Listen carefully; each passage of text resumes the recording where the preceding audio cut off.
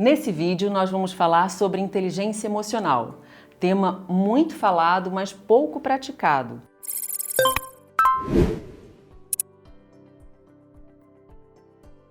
Então, se você já teve alguma crise, alguma explosão de raiva, uma crise de choro, ou até ficou ruminando a raiva durante alguns dias, esse vídeo é para você. Eu diria que ele é para todos nós, porque até uns 10, 15 anos atrás, não se falava nas escolas de educação emocional. Até hoje é raro ver alguma escola trabalhando sobre esse assunto.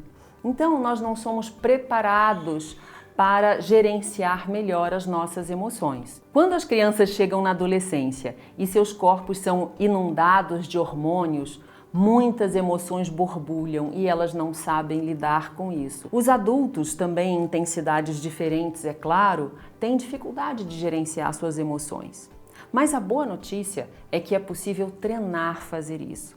E é por isso que nós estamos aqui. Para que a gente possa falar sobre práticas que te ajudam a treinar ser mais inteligente emocionalmente, primeiro é necessário conhecer um pouco mais sobre esse assunto. A expressão inteligência emocional foi criada pelo Daniel Goleman comecinho da década de 90.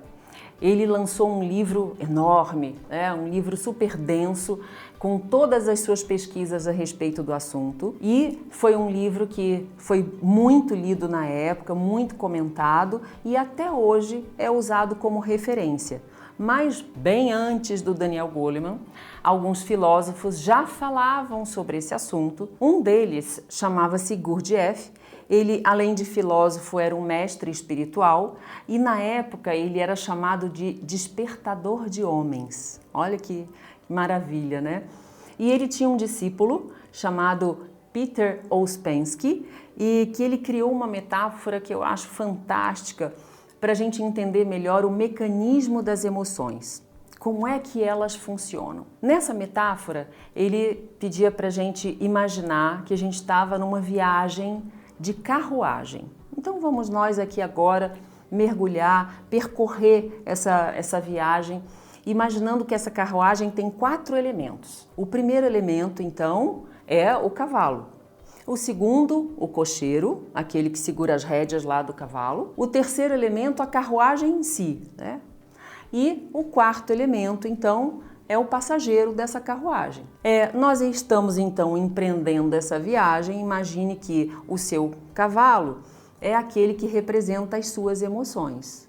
O cavalo tem todos os instintos, selvagens, inclusive, em alguns momentos, né? O cocheiro é o seu racional, aquele que controla ali as rédeas desse cavalo.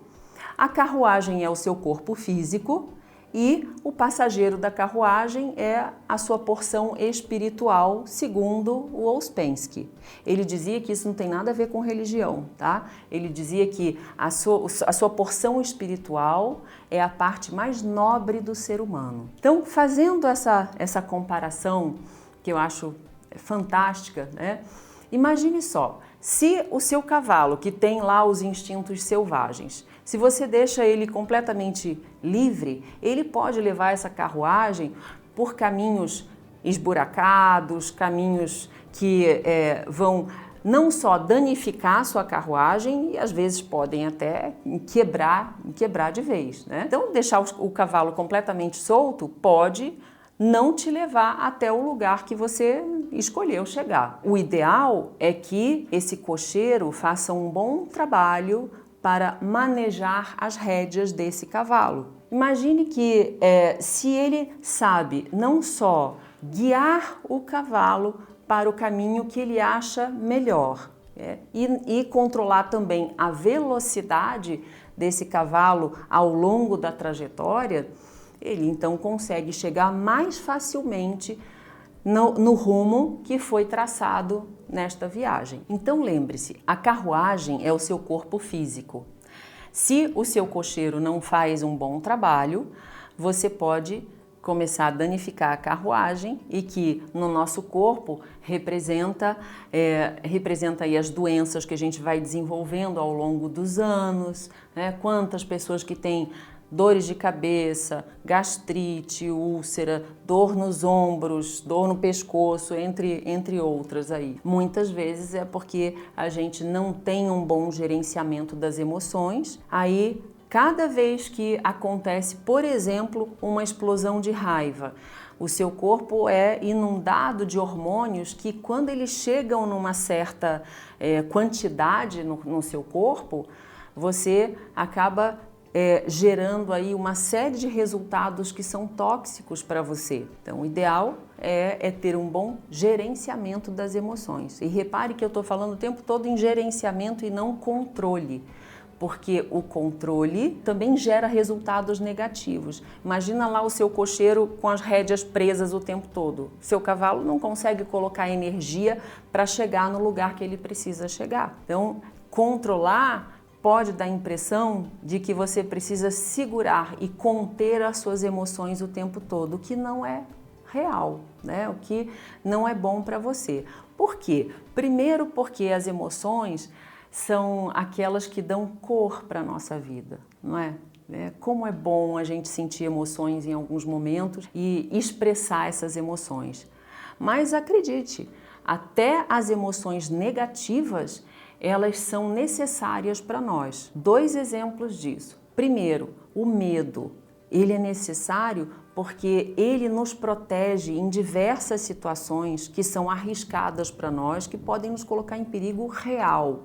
Se a gente não tiver medo nenhum, a gente pode nos colocar em situações não só muito arriscadas, mas às vezes até situações de morte. Então, o medo é necessário. Um outro exemplo de emoção que a gente considera negativa, mas é necessária, é a raiva. A raiva é uma das emoções que mais gera energia para nós. Se você tiver consciência de que você está com raiva, né, e trazer isso para sua consciência e utilizar essa energia numa direção mais produtiva, essa raiva a gente chama de raiva criativa.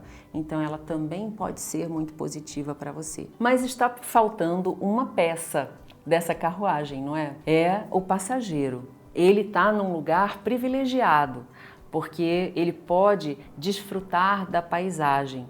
E qual é o papel do passageiro dessa carruagem? É o papel mais nobre, lembra? A parte mais nobre do ser humano. Ele é que escolhe o destino. Repare que eu disse que o passageiro escolheu o destino, porque se essa carruagem sai para essa viagem sem um destino determinado, ela pode ir para qualquer lugar. E aí, você já pensou sobre isso?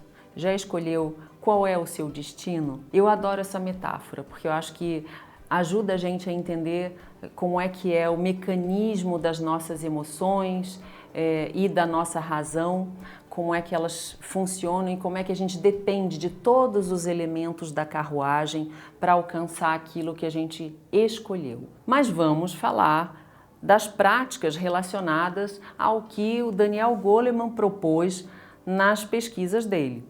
E é sobre isso agora que eu quero mergulhar com você. O Daniel Goleman diz que nós precisamos de 5 habilidades para desenvolver a nossa inteligência emocional. E você deve utilizar as práticas nessa mesma ordem que eu vou contar para você aqui, que é o que ele propõe. A primeira habilidade é conhecer as suas próprias emoções. A segunda é lidar com as suas próprias emoções. A terceira é motivar-se. A quarta é conhecer, reconhecer as emoções dos outros. E a quinta, lidar com os outros. A primeira habilidade, que é conhecer as suas próprias emoções, ela pode começar a ser treinada com observação, autoobservação. Então comece a prestar atenção. Cada vez que você tiver com alguma emoção em desequilíbrio, ou que você tiver passado por alguma situação onde você explodiu, você tratou alguém mais agressivamente, ou você começou a chorar num ambiente onde não tinha nada a ver, preste atenção. O que foi que provocou aquela emoção para que ela ficasse mais exagerada? Comece a prestar atenção no que a gente chama de gatilho emocional. aquilo que provoca uma emoção mais forte para você. Então, policiar-se, prestar atenção naquilo que acontece com as suas emoções, já é o primeiro passo para desenvolver a sua inteligência emocional. Também faz parte desse primeiro passo você nomear as emoções. Identificar exatamente que emoção que você está sentindo. Estou sentindo raiva, estou sentindo tristeza, alegria, medo, o que é que eu estou sentindo exatamente? E ainda parte dessa etapa, aí dessa habilidade, na verdade, é perceber que resultado que você obteve em determinada situação onde a sua emoção saiu do equilíbrio. Quando o seu cérebro começa a identificar situações que você se desequilibra emocionalmente e tem um resultado negativo, você começa então a trazer para sua consciência que esse resultado não é produtivo para você mesmo. Nem só para os outros, mas às vezes para você mesmo. Depois então de você treinar e identificar melhor as suas emoções, você pode passar para o segundo passo, que é lidar com as suas emoções. E para isso, lembra, você já identificou quais são os gatilhos, aquilo que provoca. Se você identificou quais são esses gatilhos, na hora que eles aparecem, você já consegue fazer um exercício que nós chamamos de esfriamento. No que consiste esse exercício? Imagina que você está numa reunião onde você recebeu uma provocação, que é o seu gatilho, e você então pode sair daquele espaço e pode ir tomar um café, você pode tomar uma água, você pode conversar com um colega de trabalho, você pode conversar com um amigo.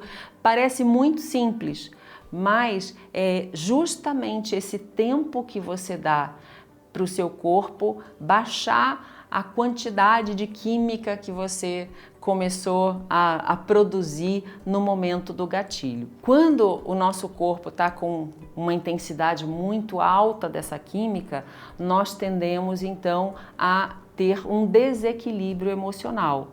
Esse esfriamento é justamente o tempo necessário para que a química abaixe um pouquinho e você consiga raciocinar melhor. O nosso poder de decisão, as nossas escolhas, o nosso raciocínio é prejudicado quando nós estamos com um nível de algumas substâncias muito alto no nosso corpo, como por exemplo adrenalina, cortisol, são substâncias que prejudicam esse nosso lado mais racional. Então, dá um tempo, já nos ajuda a colocar para funcionar o nosso racional de uma maneira mais produtiva. A terceira habilidade, ou o terceiro passo que você precisa desenvolver é o que o Daniel Goleman chama de motivar-se. Motivar-se significa direcionar as suas emoções, colocá-las a favor daquilo que você quer, daquilo que você escolheu, que você acha que é melhor para você. Então, colocar conscientemente combustível na sua meta, naquilo que você quer desenvolver ou aonde você quer chegar. Motivar-se para isso é fundamental e você pode usar as próprias emoções para te direcionar para alcançar seus objetivos. A quarta habilidade, ou o quarto passo, é conhecer as emoções dos outros. Se você já aprendeu e treinou conhecer as suas próprias emoções, vai ficar muito mais fácil reconhecer nos outros quando eles estão com as emoções fora do equilíbrio. E você ainda pode perguntar se for necessário. Se você percebe que a pessoa está diferente de alguma forma, pergunte o que você está sentindo exatamente. Ou como é que você está se sentindo nesse momento. Além de te ajudar a perceber melhor o outro, também vai ajudar o outro a se perceber nas suas emoções e como ele funciona emocionalmente. A quinta habilidade, segundo Daniel Goleman, é lidar com os relacionamentos, lidar com as emoções dos outros. E envolve o autocontrole, então você já tem as suas emoções bem gerenciadas para daí lidar com as emoções dos outros e tornar os seus relacionamentos mais saudáveis e mais equilibrados. Eu digo que essa é a cereja do bolo para você desenvolver a sua inteligência emocional. Nós vivemos em relação, não é verdade? Então, quanto mais a gente puder se relacionar melhor com as pessoas e construir esses relacionamentos mais saudáveis, mais felizes e mais bem-estar nós vamos sentir. Então, vale a pena investir nesse quinto e último passo. Esse quinto passo envolve empatia. Esse é um conceito que merece, na verdade, um outro vídeo só para falar sobre ele. Mas, para ser um pouquinho mais rápida aqui, porque a empatia está incluída na habilidade de lidar com os relacionamentos, você pode praticar começando a mergulhar um pouco no mundo da outra pessoa, não só racionalmente, mas emocionalmente.